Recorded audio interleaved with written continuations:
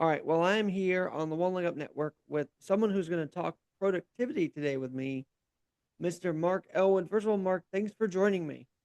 Oh, delight to be here. Now, if you not sure who Mark Ellwood is, he is actually,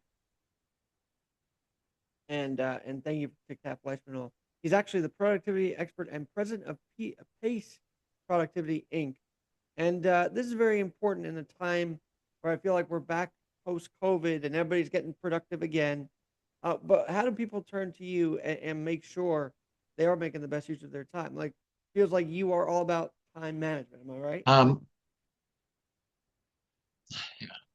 there's a lot of people out there trying to help people become more productive. What I do differently is that I measure how people spend their time. For those watching on video, I developed this small electronic device called a TimeCorder, and I invented that. And I have about 400 of those. I lend those out to employees who use them to track their time for 2 weeks. So I consult with corporate clients on how their employees can spend their time better. So I've got a lot of data, unlike other time management experts. I have 35 years of data about how people actually spend their time. I know. I heard in this stats here, you've had 500,000 hours, in fact, of real time data on this. Why were you so interested in it? And we'll get to the time quarter device in a little bit, but why are you so interested in how people spend their time? I think I've always been someone interested in productivity. It started back when I was, let's see, 11 years old Okay. as a paper boy. And when you delivered your papers, I just got the idea that I didn't want to spend all my time delivering papers. So I had to come up with some ways to become more productive.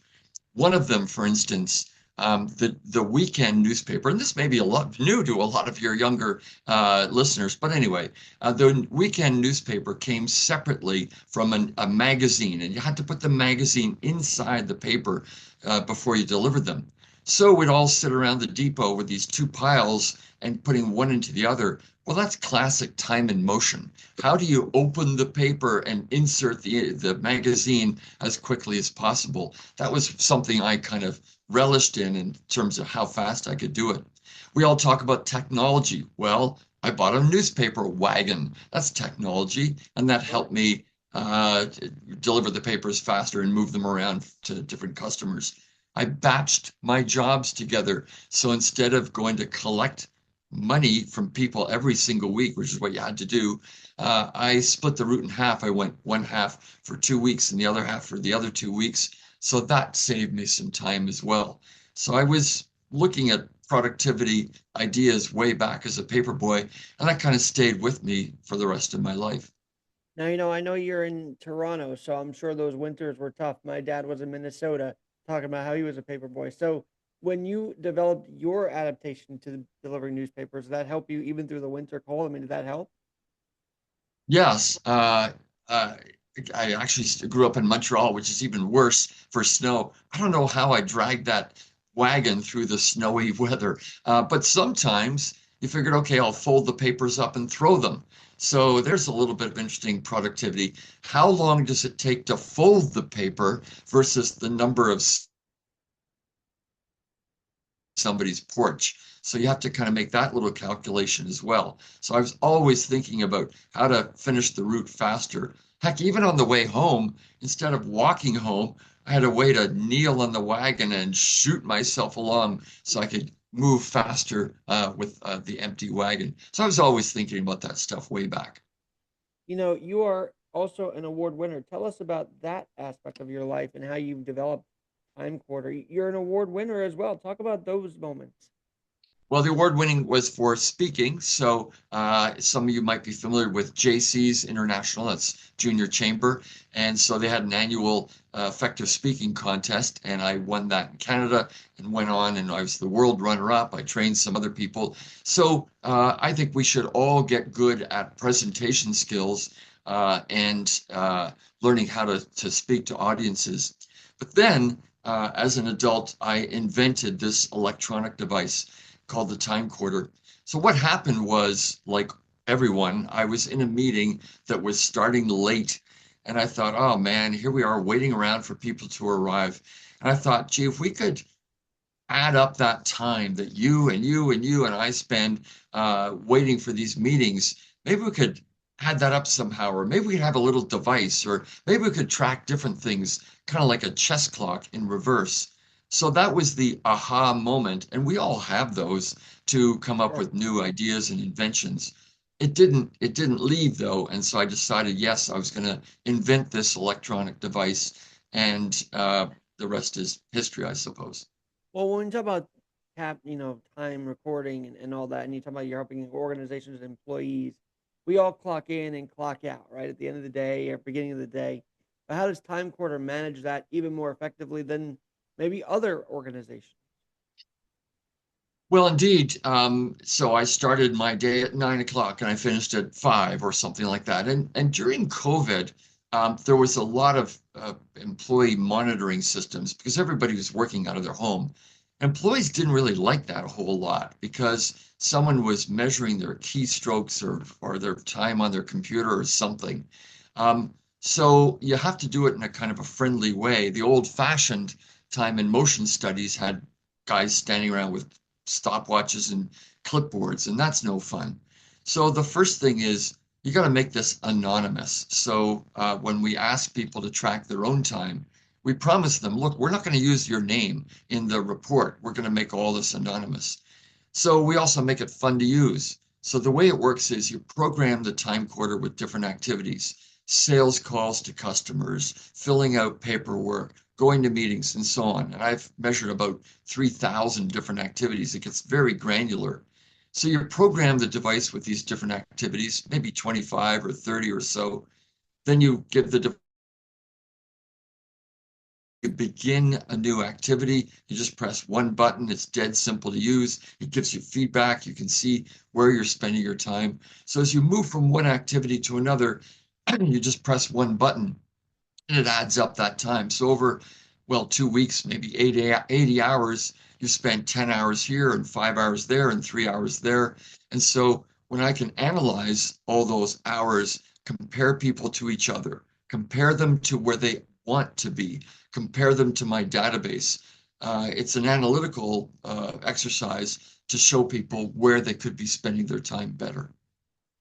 And how much time is wasted? Did you find that out during with time quarter? Like, are you finding that out?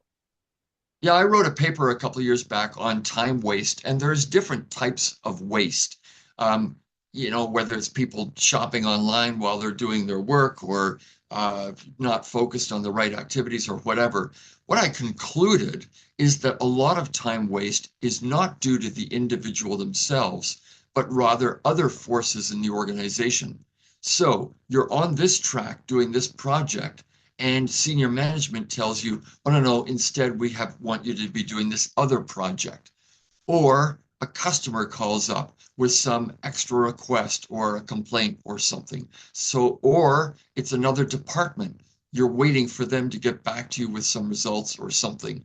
So, indeed, there's a little bit of time waste that people spend themselves, but often it's waste caused by others. I tend to not use the word waste that much, but I talk about non-value added activities or administrative tasks. And for most knowledge workers, that tends to be around 25% of their time. It's not wasted time, but it's not time that you're spending on your highest priority activities. So if you can reduce that administrative time, that non-value added time, then you get more time for your highest And priority by the way, how many tasks. people in their jobs in general complain about all the paperwork they have to do? They can't just do their own job; they have to do paperwork with it. I mean, I feel like since COVID, that's been an increase too. Like everybody, even managers, have to do so much paperwork that wasn't there before. Am I right? Well, yeah, it hasn't gone away. So we ask people some open-ended questions in addition to doing the time quarter. We say, well, what things get in the way of your productivity the most? And indeed, paperwork and admin tasks are top of the list. And while they may not be important to you, they may be important to someone else in the organization. So they kind of have to get done. And what I've discovered over 35 years is with all of the technology, and I was doing some of these studies before voicemail appeared, certainly before there was email, before the internet, and I've done them ever since. And with all those changes in technology,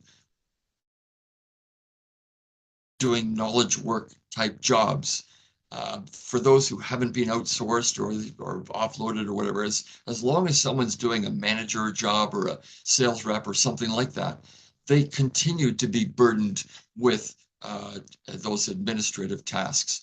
So everyone talks about AI and how it's going to change jobs and so on. It may eliminate some jobs indeed, but to the extent that people are still doing knowledge work jobs, they will still have some fair amount of administrative activity. And that's how we want to help them become more productive. Mark, I think you're helping companies and employees have one leg up. So we talk about how the employees are helped out. Now the organization, right? Because you want to help them track their employees just as much as you want to help the employees, right? So how does that connection work? Well, imagine you study, a dozen sales reps or 50 different customer service reps. And again, all the data is anonymous. What we can do is we can find out what the top performers are doing and what the not so top performers are doing, again, all anonymously, and show what those patterns are. How do employees in different offices work, and so on. One of the recent bits of research that I did was to look at men versus women. So I went through my entire database and separated people, and it was kind of based on their names. Susan is a woman, Malcolm is a man. So I sort of separated them and created two different databases. And I looked at how do men versus women spend their time differently? And I concluded, based on four major findings, that in fact women are better at managing their time than men in the workplace. If you like, we can go through those. And I feel like that's the same at home too. I feel like, I'm terrible at time management. Thankfully, my fiance is able to like get me up out of bed, all that stuff. So I feel what you're saying. But in the workplace, tell us about it from that perspective. Well, first, if you look at total hours worked, and the average amongst knowledge workers is about 46 hours per week. Now there's about 3 hours in there of sort of personal time. So everybody's usually working more hours than they're contracted. But if you look at men versus women, men are at 48 hours and women are only at 45 hours. So women, just by virtue of total hours worked, are more efficient than men. And you kind of wonder, well, why is that? Well, one of the reasons that I started this, or I looked at the men versus women, is in outside of work, and there's a lot of people who study time use amongst men versus women all over the world. What we found generally is that women are in the home more responsible for domestic tasks. That's cooking and cleaning and taking care of children and shopping and so on. So I thought, well, those than men, what does it look like in the workplace? So if women are working fewer hours in the workplace, one of the reasons is they've got to get home to pick up those kids from daycare and take care of them and so on. So just by virtue of that, they have to be more productive. Another of the findings Well, was this is white. very fascinating you're talking about Yep. because I feel like in general, it's very newsworthy what you're talking about because everybody's up in arms. They have to go back to work if you're a federal worker. They're in up in arms if you're in JP Morgan, that they have to go back to work. But as a CEO yourself, are you finding that back to work in the office and not at home is better is better? I mean, what's your thought on that? Well, I looked at that and another bit of research that I did, and I added up the time that sort of made sense for people to be in an office, and it tends to be just over 10 hours per week, or it's more than a day. And that's for meetings and one-on-one conversations and so on. So why is there this new move to now get people back in the workplace? And there's a few reasons for that. One is meeting time and collaborations. It's hard to do hybrid meetings for sure. Zoom meetings aren't too bad, but the best quality is in person, where people can interrupt each other, where you can see body language going on and so forth. So that's one reason to have people back in the workplace. Another one that managers tell me is call it management by walking around. The idea of direct contact with your employees, doing things like personnel reviews or feedback and so on. That's done best in the workplace. There's a third reason, call it simultaneity, which is just the idea of people, say, being in a bullpen and they're all kind of working on customer activities together or sales activities. They're sharing ideas, things are going back and forth. Hey, can you call that guy back?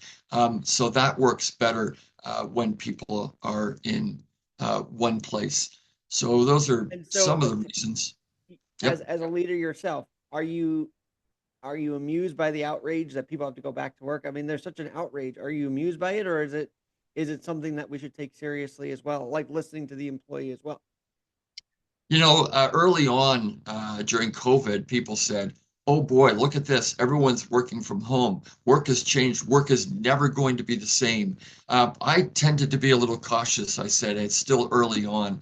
So I don't try to make any predictions. I'm just measuring what's going on.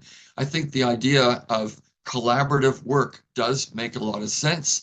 The idea that you can work from home because you've got a sick child, or there's a snowstorm, or you're not feeling well, or something, I think that makes sense as well. So we've introduced a new kind of work flexibility that will end up long term. I don't want to make any predictions, but for sure, the idea of collaborative work in person, as I mentioned, those different reasons, does make sense for some good chunk of time. What we found with the time studies is that whether people were in the office or working remotely, and I've studied people for years who were working remotely, lots of sales reps and construction supervisors and so on. They are still burdened by those administrative tasks. They Construction still supervisors are work from challenged. home. They're not on the job site with their employees, making sure the job's getting safe and all Oh, that. yeah, those ones are, but they work in different sites all over the place. But some sales reps, certainly over the years, there's lots of sales reps who've never gone into the office. They've always been remote. So I've studied lots of remote workers. They all tend to be burdened by administrative tasks. That was the point. So as to where people are going to end up working, I think yes, there should be some significant amount of time in an office because that's where collaborative work is done in the best way possible. I'm just not trying to Let make any predictions. me ask about you, because as your own CEO, and you have probably employees with TimeCorder and your company, right? Do you trust them, and do they trust that you're not monitoring them 24/7? I mean, how does you have this tracking device, but how do you use it on your own employees? Well, in fact, I don't. I am smart enough that I delegate all that. So I use contractors all over the place and delegate and hire people when I need them. So the smart companies are virtual companies like mine, where they hire people where they need them. In terms of how employees really would react, and I've used different contractors, have used the device. It's fun, it's simple, and so people like that. And it's only for 2 weeks. If you're going to monitor people, if you're going to track anything, have a reason for doing it. And so my studies are just diagnostic. I mentioned during COVID that people didn't like being tracked.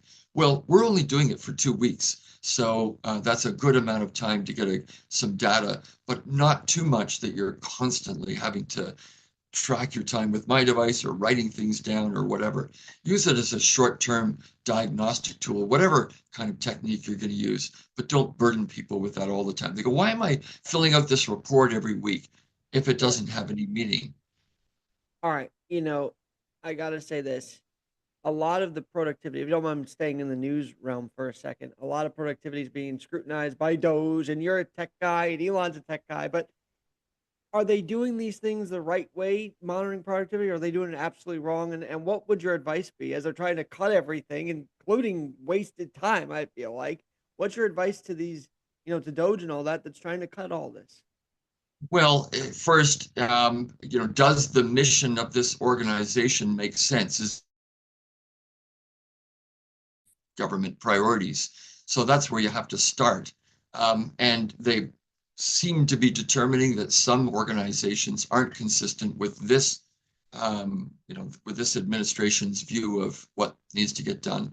So, but let's say you've got something that is consistent. Then you go through and you say, well, what are people doing? You can do that in a macro sense, and say, maybe people shouldn't be doing this thing on this program, or maybe we can outsource it. When you get to my level, it's more about fine tuning. Can we make those employees who are still there more productive by fine tuning and looking at their results? What they've been doing is just laying off people whole scale without the need to do a study. That's going to happen sometimes because it's not that those jobs aren't consistent with the mission of the organization, perhaps. Um, it's tough, people have worked there for a long time. They believe in what they are doing. And my view is an enlightened one. People care about the work that they do. They care about the organization. They want to do a good job. They don't want to be wasting their time. And so, talk to them and ask them about what kind of contributions they can make to the mission, and you'd be surprised. So I noticed you have the book "Cut the Glut of Email," which was another one of your books. I do feel like productivity is wasted when we get all these emails hitting our inbox. How do we cut through all that? Like, I mean, it's tiring to see 957,000 emails, right? So, what's your advice to that? And how did you work through your emails? I mean, to write this book? yeah, well, first I measured it. And so we asked employees to measure, not all of them, but some time spent on what they considered to be unnecessary email. It turns out to be 3.4 hours per week. Whoa, that's a lot of time. And so, how do you manage it? The first is to receive less stuff, take yourself off of mailing lists, take yourself off of copy lists. What a lot of managers say is, well, I need to know what's going on. And so they want to have their finger on the pulse of everything. They want to be copied on everything. That's not a good way to stay in touch. You do that through weekly update meetings or reports or whatever, but you don't have to receive every email. The other thing is to be aware in terms of what we send out. It's not them, it's us. Sometimes, very quickly, I ask people, how many bad drivers are out there? And you ask a whole room full of people, as I've done, and typically the number comes back about 33%.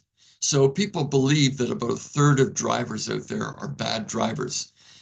Then you say, okay, would all the bad drivers please stand up? And nobody does. So we attribute this bad behavior to others and not ourselves. Okay, so now let's talk about email. Place. There's no bad email senders out there. It's all of us.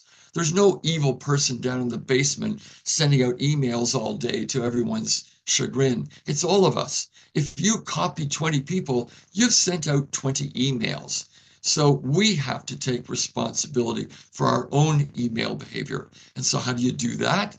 You keep one subject per email. Don't say and also and also. Make sure you use the right medium. Maybe it's time for a phone call. If you're writing a long story, you did this and I said that, and then you got back to me with this, stop the storytelling, just pick up the phone. Recognize you can't change behavior. If you want to give someone some feedback and some of that is critical or needs some adjustment, maybe the email's not the way to do it. You pick up the phone and you find out there's a reason that they didn't get back to you because they had to attend a funeral or something. So, treat people nicely and use the right medium rather than always email.